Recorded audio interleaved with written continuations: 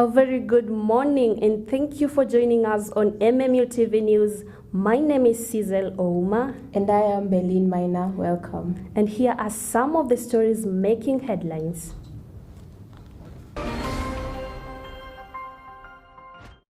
Agony has held long delay. Dry taps at Multimedia University of Kenya. Change of events at Multimedia University Pavilion. We begin this bulletin with the Higher Education and Loans Board finally disbursing state loans after a long delay. Some students are still unable to access some of these funds through the board. Here is more of this with our reporter, Lauren Mumbi. Allocation for the 2022-2023 financial year, the Treasury awarded the Higher Education Loans Board a sum of 8 billion Kenya shillings, with students getting an average of 35,000 to 60,000 Kenya shillings annually. Notwithstanding this, some needy students of Multimedia University are faced with the threat of deferring from school after missing out in this semester's loan disbursement. Students here say that their only option is to settle for menial jobs so that they can help their guardians in settling their fees. I am supposed to be in that year currently. I am taking a degree in applied communication, and I had to defer this semester because of lack of school fees. Help did not favor me this semester, so I had to defer. Currently ninafanya tu biashara ndogo ndogo around the school, kuuza mitumba, so that I can raise my school fees and finish my that year. With the institution imposing limitations of the fee payment policy deadline, students face the risk of not sitting for their end of semester examination due to the incurred fee arrears. The students are now sending an outcry to the institution management to extend the deadline dates from 23rd of September to a more later date so that they can get enough money before the examination. For MMU TV News, I'm Lauren Mumbi. On to our next story. Increase in food prices in the pavilion has made students of multimedia to boycott the pavilion. Our reporter Oboyo Michael has more. The Multimedia University of Kenya, commonly known by the many in the institution as mess, have been a center of foodstuff ever since the institution was established. The mess offers a lifeline to thousands of learners seeking to further their education. However, for the past 2 months, the higher increase in the cost of living has led to a huge percentage increase in the food prices, hence making the learners to come up with alternative ways of survival, such as having 2 or 1 meal in a day, or visiting mother's place at Bangla, where the food is relatively cheap. In Rongai, I prefer going to a kibanda, whereby supper I spend like 60 shillings. Previously in the menu, beef used to be 40 shillings, but it's now 75 shillings, an increase of 35 shillings. Matumbo used to be 35 shillings, but it's now 60 shillings, an increase of 25 shillings. Full bread used to be 40 shillings, but it's now 60 shillings, an increase of 15 shillings. Rice plain used to be 20 shillings, but it's now 30 shillings. While dengu and beans is now 20 shillings and 25 shillings, respectively, an increase of 5 shillings each. The increase in food prices has also led to loss in profit, as many students have boycotted the pavilion due to high increase in food prices. Food prices went high, kidogo that is, but the sales pia zikakuwa down. Previously, a comrade needed a minimum of 100 shillings for him to survive in this institution. But nowadays, the comrade needs a minimum of 200 shillings for him to cater for his daily expenditure. Reporting for MMU TV, I'm Oboyo Michael. Moving forward, with a prolonged drought affecting Kenyans, Multimedia University, located in Nairobi County, is one of the institutions affected by shortage of water. Our reporter Daisy Chebet sheds more light on this. A report conducted by Kajiado County Government on Water Resources indicated that mismanagement of water provider entities has resulted to massive corruption, unskilled personnel, and huge salaries, eventually making the entities to run maintenance work and pay bills running into millions of shillings. Multimedia University, which is just adjacent to Kajiado County, is experiencing the shortage of water supply due to the same incident. Kuna shida mob. Hatujapata maji for some times now, and it's stressing because kama sahi sijafua nguo za like 2 weeks, and hata kupata maji ya kuoga is a problem because we have to like go an extra mile tutafute maji kule nje, and it's costly. So yeah. Multimedia University Vice Chancellor addressed the issue after many students and staff raised a concern of water shortage in school. He promised to sort out the issue by looking for alternative ways to supply and ensure availability of water in school and especially in hostels and mess. If water scarcity persists over a long period, it may lead to destruction of whole habitats. These dry taps depict the real picture of MMU. Reporting live for MMU TV, I'm Daisy Chebet. What a sad state of affairs for institutions in Kenya, don't you think? Indeed. So, our report by Daisy brings us to our first commercial break. There's still more to come, don't go too far.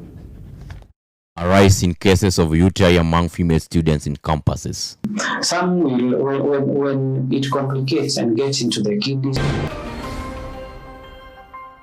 Ministry of Transport and the National Transport and Safety Authority (NTSA) would like to alarm the public on the rise of road traffic accidents. The ministry urges members of the public to take part in minimizing the number of lives lost daily as a result of careless driving, overtaking in sharp corners, driving under influence, failure to service vehicles, ignoring traffic signs, overspeeding, and overlapping.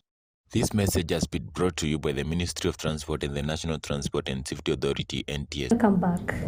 The leaders of the Multimedia University decides to review the institution's constitution as some of the students face challenges to raise school fee. Pius Ochieng has more.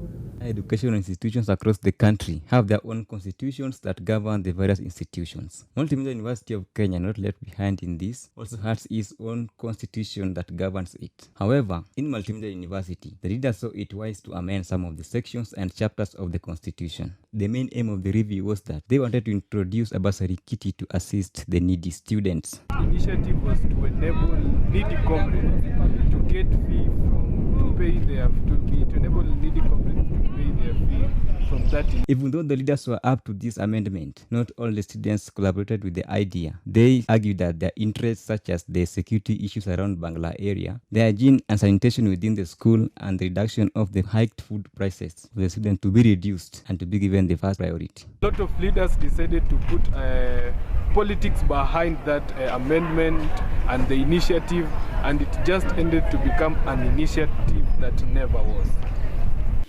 The constitutional amendment is a process that requires the consent of every student, and it's now upon the leaders to decide on what to do. Pius Ochieng, MMU TV. Now, there has been a rise of cases of UTI among female students in campuses for the past 4 months.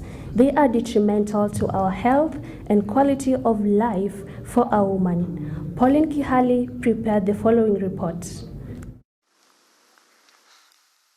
It is 4 p.m. East African time, and students at Multimedia University are on their way home. Our attention is drawn to 20-year-old Veronica Njeri, who is a third-year student pursuing a degree in journalism. I am Veronica Njeri, a third-year student at Multimedia University. Njeri is a victim of urinary tract infection. She contracted the infection 3 months ago. 3 months ago, I had some symptoms. I will have some pain going for short call. I spotted some blood stains in my urine. I had a burning sensation when going for urination. With all the signs and symptoms, she feared the harsh judgment that could come from her friends. And I was scared of telling my friends or even opening up to anyone about it. She then sought to seek medical attention from the school health center. At the facility, she was given antibiotics.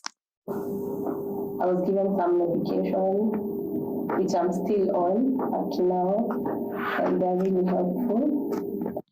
We visited the school health center and spoke to the nurse about urinary tract infection, how it is contracted, how it can be prevented, and also how it can be treated. Okay. Yeah, my name is Josephat Chomba. I'm a clinician at the Multimedia University Health Center. And today we are going to talk about UTIs or urinary tract infections, which is one of the most commonest cases that we usually deal with here on a daily basis. I think it is good to differentiate between UTIs and STIs. UTIs are not necessarily STIs, though sometimes some STIs could be UTIs and vice versa. Research shows that almost 50% of women are likely to have one UTI during their life. And women are at least 8 times likely to get a UTI than men, who are 5% expected to get UTI during their lifetime. Some will, when it complicates and gets into the kidneys, then some people will have pain in the abdomen. So mostly how we diagnose UTI is by getting them to the lab. You have a urine test, and from there we can see that your urine is infected. Once we prove that, then it comes to treatment, which is treated with various antibiotics, again depending. So they are very easy to treat, and of course, to prevent UTIs, there are some general recommendations that people should take a lot of water so that you keep on having a very effective plumbing system. You come, and once you get that you have a UTI, then we're able to treat you. The good news is that there is a way of how to treat and prevent UTIs. If left untreated, UTIs can lead to kidney problems, which can be life-threatening and can even cause death. If anyone is experiencing UTI symptoms, it is advisable to seek medical attention as soon as possible. Reporting for MMU TV, I am Pauline Kihali. What a sad story, but it's so good that people are coming out to speak about this. Or don't you think so? Yeah, I think it's nice that we featured the story. So anyone who has experienced this.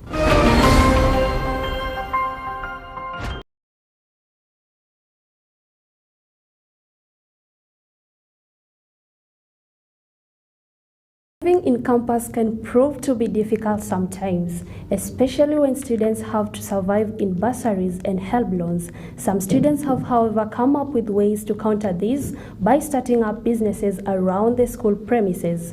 Cizeloma has more.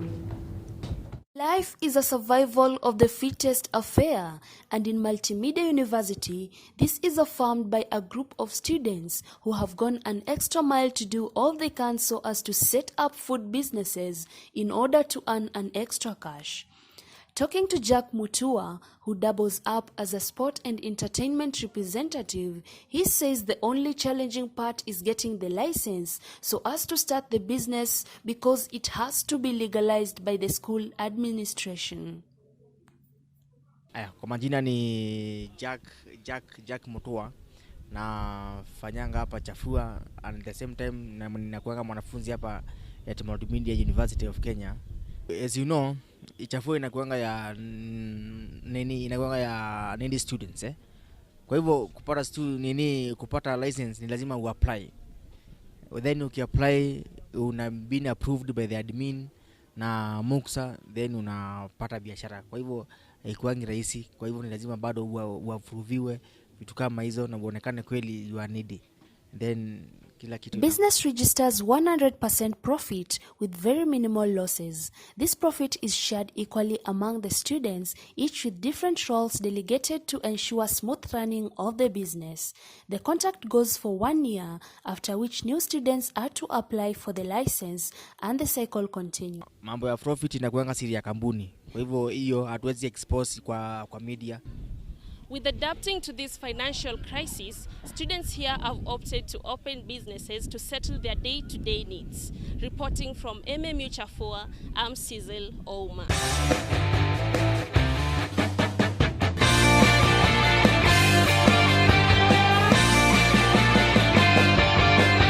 In matters sports, Multimedia University is expected to host a football tournament comprising of 8 other football teams. Our very own Chris Keremi has more. The Multimedia University of Kenya male football team has risen to greater levels in the past 1 year after a decision to sign Elio Diero as the team's manager. Mr. Eli is here to win a major trophy with the team after a year of service with the boys.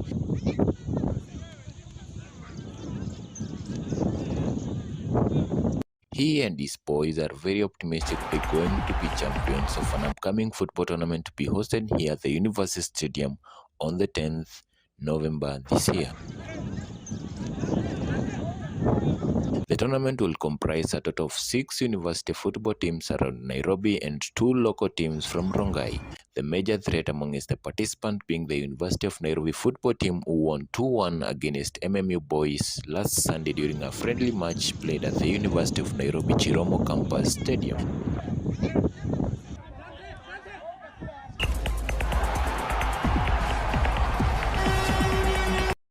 With the zeal, discipline and hard work the boys portrayed during the training, all that is left before they are awarded winners of this tough tournament is just time.